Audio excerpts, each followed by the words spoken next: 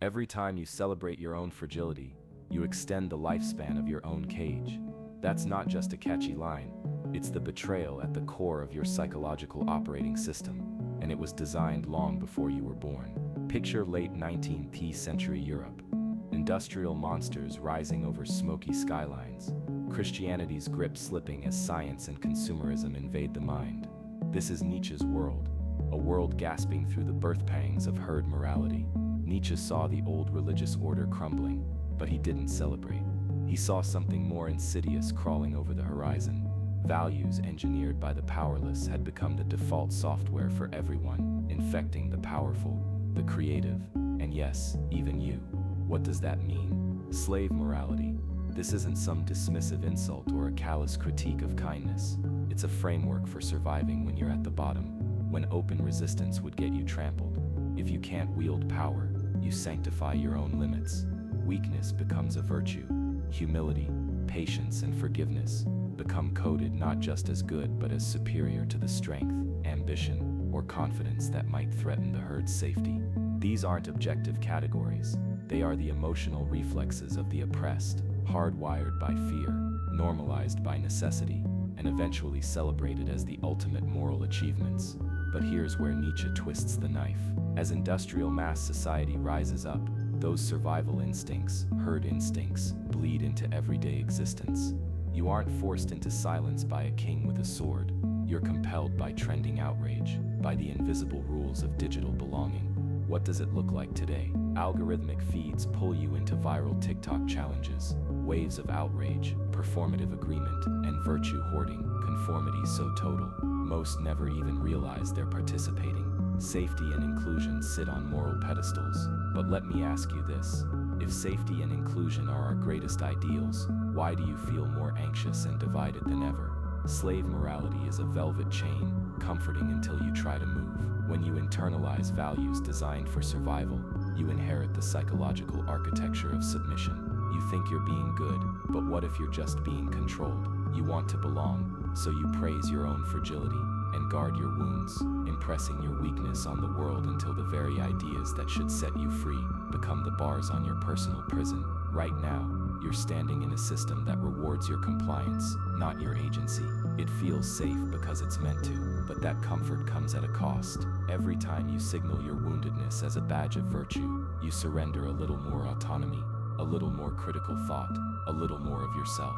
What if the very values you cling to are the same values that ensure you remain powerless? You might think you're living in the age of liberation, but in reality, you're participating in the longest con ever devised by the powerless, one so deep, you may not even realize you've become your own jailer. But who or what truly benefits?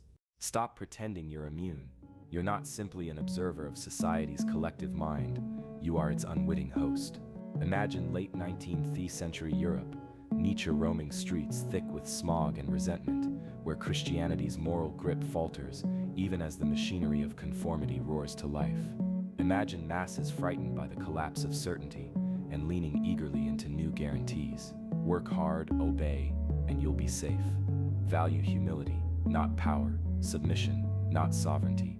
Yet underneath, Nietzsche sees a more disturbing truth. These so-called moral virtues weren't divinely decreed or carved by reason. They were designed, cultivated like a virus, to keep you and your ancestors small. Slave morality, he calls it. The celebration of weakness and meekness, not out of genuine virtue, but as a survival strategy from those too disempowered to claim otherwise. Fast forward to your reality. You stare into glowing screens. You scroll, you like, you rage. The technological prophets promise autonomy and expression, but it's the same ancient trick in digital disguise. Outrage cycles, algorithmic echo chambers, and manufactured status wars guide your feelings, shape your values, test, daily, your willingness to exchange independence for belonging. Herd instincts didn't vanish. They've just been outfitted with push notifications.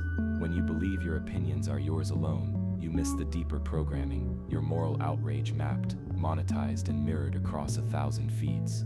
You inherit a value system optimized for your own restraint, cultivated by those who benefit from your docility.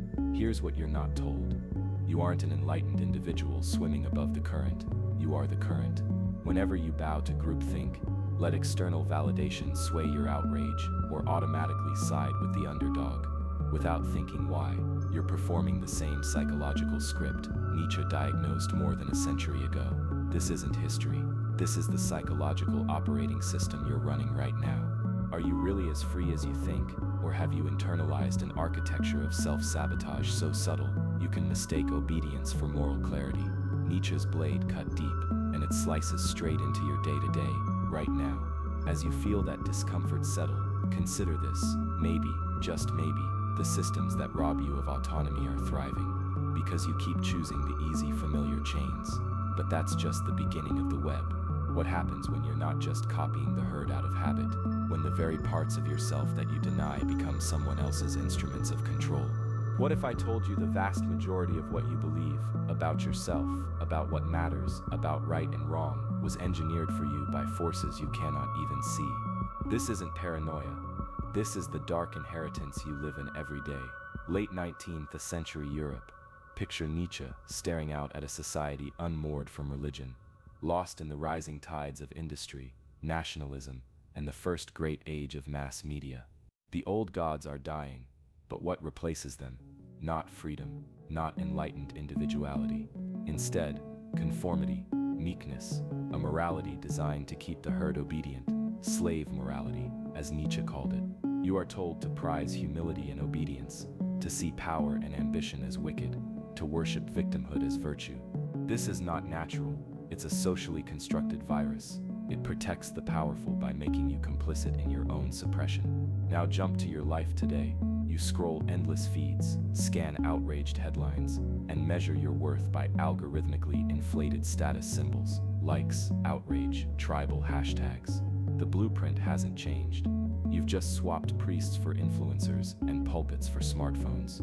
You inhabit a digital mass society that hijacks your instincts, training you to submit, to seek approval, to obey whatever collective identity the moment demands.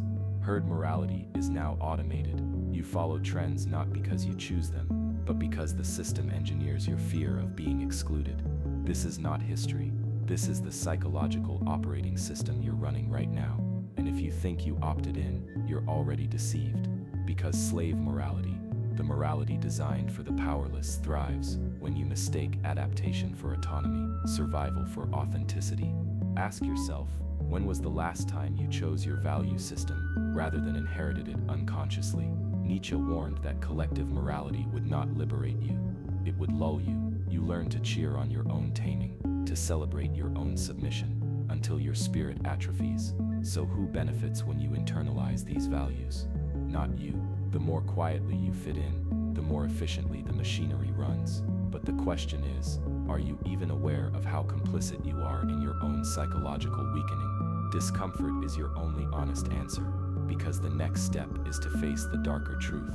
Not only is your mind not your own, but the very mechanisms you believe keep you safe are the same ones orchestrating your self-sabotage.